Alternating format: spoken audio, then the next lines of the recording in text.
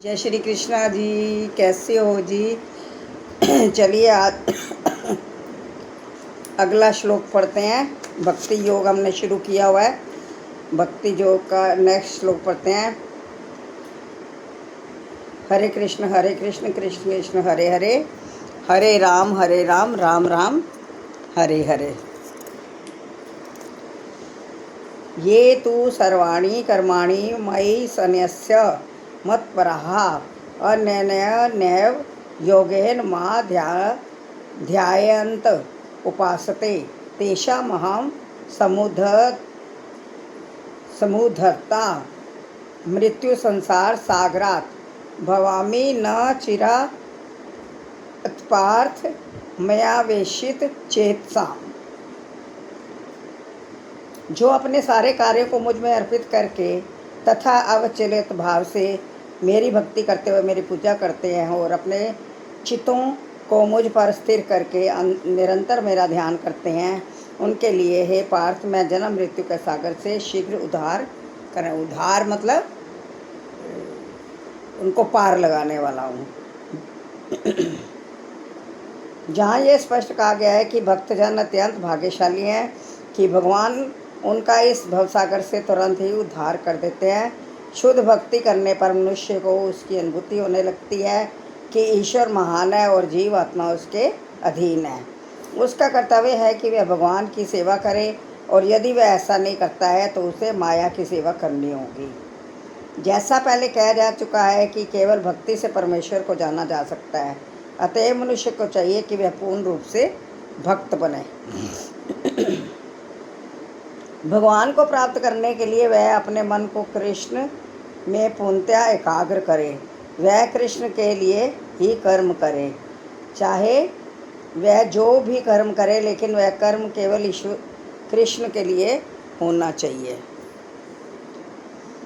भक्ति का यही आदर्श है। भक्त भगवान को प्रसन्न करने के अतिरिक्त और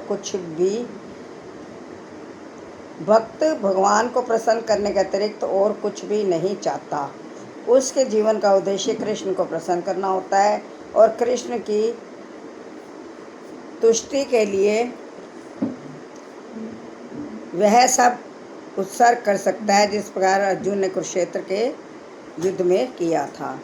यह विधि अत्यंत सरल है। मनुष्य अपने कार्य में लगा रहकर हरे कृष्ण महामंत्र का कीर्तन कर सकता है। जैसे कि मैं बताती हूँ, हरे कृष्ण कृष्ण कृष्ण हरे हरे, तो उसका आनंद रहे लगातार बोलते बोलते। ऐसे दिव्य कीर्तन से भक्त भगवान के प्रति आकृष्ट हो जाता है। जहाँ पर भगवान वचन देते हैं कि वे ऐसे शुद्ध भक्त तुरंत ही भव सागर से उद्धार कर देंगे। जो योगाभ्यास में बड़े चढ़े हैं, वे योग द्वारा अपनी आत्मा को इच्छा अनुसार किसी भी लोक में ले जा सकते हैं, और अन्य लोग इस अवसर को विभिन्न प्रकार से उपयोग में लाते हैं। लेकिन जहाँ तक भक्त का संबंध है, उसके लिए जहाँ वह स्पष्ट कहा गया है कि स्वयं भगवान ही उसे ले जाते हैं। भक्त को वैकुंठ में जाने के पूर्व अनुभवी बनने के लिए प्रतीक्षा नहीं करनी पड़ती।